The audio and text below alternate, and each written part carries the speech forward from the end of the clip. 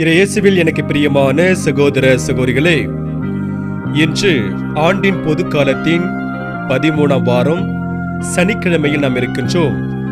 இந்த நாள் உங்களுக்கு இனி நாளாக அமைய வாழ்த்துகிறேன், ஜெபிக்கின்றேன். இன்றைய இறைவார்த்தை சிந்தனைகளுக்கு நாம் கவனமுடன் செவி கொடுப்போம். தொடக்க நூலிலிருந்து வாசகம். அதிகாரம் 27, இறைவார்த்தைகள் 1-5 மற்றும் 15-29. ஈசாக்கு முதிர்ந்த வயதை அடைந்தபோது அவர் கண்களில் பார்வை மங்கி போயிற்று. அவர் தம் மூத்த மகன் ஏசாவை அழைத்து, என் மகனே என்றார். ஏசா, இதோ வந்துவிட்டேன் என்றான். அவர் அவனை நோக்கி, இதோ பார், எனக்கு வயதாகிவிட்டது, சாவு என்னால் வருமோ என்று அறியேன். இப்பொழுது உன் கருவிகளான வில்லையும் அம்பு கூட்டையும் எடுத்துக்கொள், காட்டுக்குப் போ, வேட்டையாடி எனக்கு வேட்டைக்கறி கொண்டு வா. நான் விரும்பும் முறையில் சுவையான உணவு வகைகளை சமைத்து என்னிடம் கொண்டு வா. நான் அவற்றை உண்பேன். நான் சாகும் முன் உனக்கு மனமாற ஆசி வழங்குவேன் என்றார்.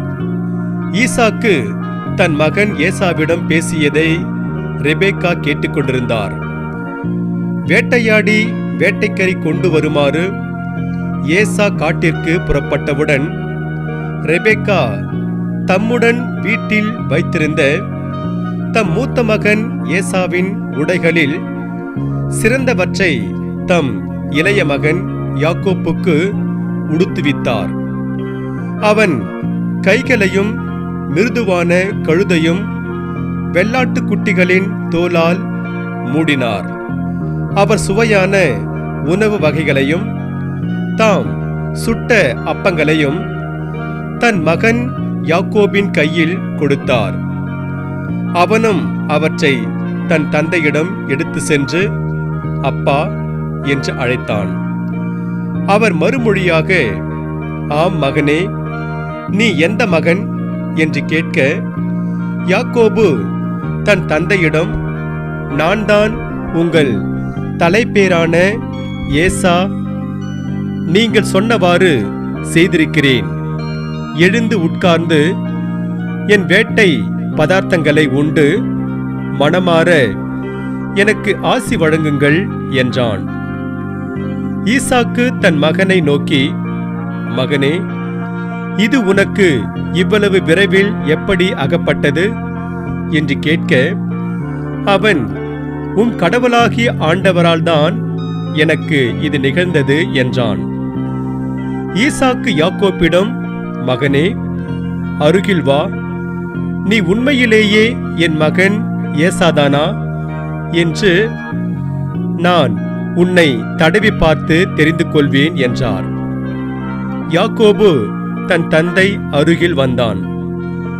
ஈசாக்கு அவனை தடவி பார்த்து, குரல் யாக்கோபின் குரல், ஆனால் கைகளோ ஏசாவின் கைகள் என்றார். அவன் கைகள் அவன் சகோதரன் ஏசாவின் கைகளைப் போல் உரோமம் அடர்ந்தவையாய் இருந்ததால் அவனை அடையாளம் கண்டு கொள்ளவில்லை. எனவே அவனுக்கு ஆசி வழங்கினார். மீண்டும் அவர், நீ உண்மையிலேயே என் மகன் ஏசாதானா என்று வினவ, அவனும் ஆம் என்றான். அப்பொழுது அவர், மகனே, உண்பதற்கு வேட்டை பதார்த்தங்களை கொண்டு வா, மனமாற நான் உனக்கு ஆசி வழங்குவேன் என்றார். அவ்வாறே யாக்கோபு கொண்டு வர அவர் அதை உண்டார். பின் அவன் திராட்சை ரசம் கொண்டு வர அவர் அதை குடித்தார். அப்பொழுது அவன் தந்தை ஈசாக்கு அவனை நோக்கி, மகனே, அருகில் வந்து என்னை முத்தமிடு என்றார்.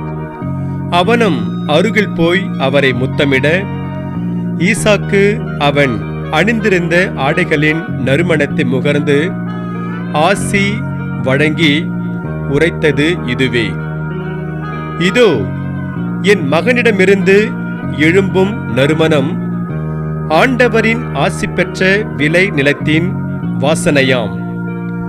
வானின் பனித்துளியும் மண்ணின் செழுமையும் மிகுந்த தானியமும் திராட்சை ரசமும் கடவுள் உனக்கு வழங்குவாராக. நாடுகள் உனக்கு பணிபுரிந்திடுக, மக்கள் உனக்கு பணிந்திடுக. உன்றன் சோதரர்க்கு தலைவன் நீ ஆகிடுவாய். உன் அன்னையின் மைந்தர் உன்னடி பணிந்திடுவர். உன்னை சபிப்பார் சாபம் பெறுக, உன்னை வாழ்த்துவார் வலமுற வாழ்க என்று ஆசி வழங்கினார். ஆண்டவரின் அருள்வாக்கு. இறைவனுக்கு நன்றி. பதிலுரை பாடல். திருப்பாடல் அதிகாரம் 133. பல்லவி. ஆண்டவரை புகழுங்கள், ஏனெனில் அவர் நல்லவர். ஆண்டவரின் பெயரை புகழுங்கள். ஆண்டவரின் ஊழியரே, அவரை புகழுங்கள். ஆண்டவரின் கோவிலுள் நிற்பவர்களே, நம் கடவுளின் கோவில் முற்றங்களில் உள்ளவர்களே. பல்லவி. ஆண்டவரை புகழுங்கள், ஏனெனில் அவர் நல்லவர். ஆண்டவரை புகழுங்கள், ஏனெனில் அவர் நல்லவர். அவரது பெயரை போற்றி பாடுங்கள், ஏனெனில் அவர் இனியவர். ஆண்டவர் யாக்கோபை தமக்கென்று தேர்ந்து கொண்டார், இஸ்ரவேலை தமக்குரிய தனி சொத்தாக தேர்ந்தெடுத்தார். பல்லவி. ஆண்டவரை புகழுங்கள், ஏனெனில் அவர் நல்லவர். ஆண்டவர் மேன்மை மிக்கவர் என்பதை அறிவேன். நம் ஆண்டவர் எல்லா தெய்வங்களுக்கும் மேலானவர் என்பதும் எனக்கு தெரியும். விண்ணிலும் மண்ணிலும் கடல்களிலும் எல்லா ஆழ்பகுதிகளிலும் ஆண்டவர் தமக்கு விருப்பமான யாவற்றையும் செய்கின்றார். பல்லவி. ஆண்டவரை புகழுங்கள், ஏனெனில் அவர் நல்லவர். அல்லேலூயா, அல்லேலூயா. என் ஆடுகள் எனது குரலுக்கு செவி சாய்க்கின்றன. எனக்கும் அவற்றை தெரியும், அவையும் என்னை பின்தொடர்கின்றன. அல்லேலூயா.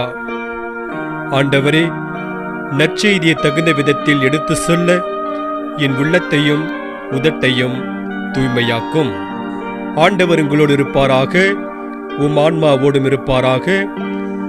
தூய மத்தேயு எழுதிய பரிசுத்த நற்செய்தியிலிருந்து வாசகம்.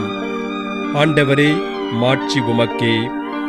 மத்தேயு நற்செய்தி அதிகாரம் 9 இறை வார்த்தைகள் 14 முடிய.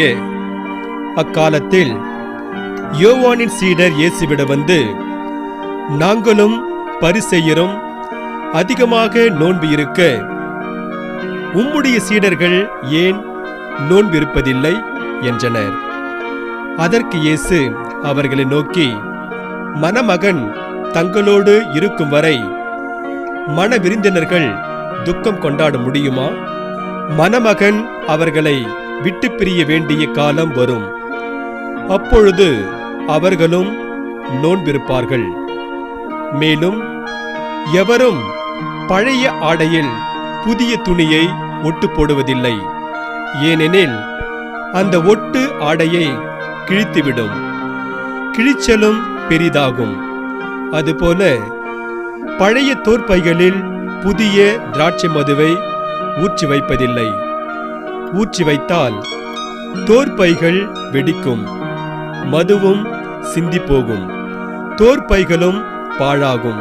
புதிய மதுவை புதிய தோற்பைகளில்தான் ஊற்றி வைப்பர். அப்போது இரண்டும் வீணாய் போகா என்றார். ஆண்டவரின் அருள்வாக்கு. கிறிஸ்துவே உமக்கு புகழ். நற்செய்தி வாக்கினால் என்னுடைய பாவங்கள் அகல்வதாக. ஆமென்.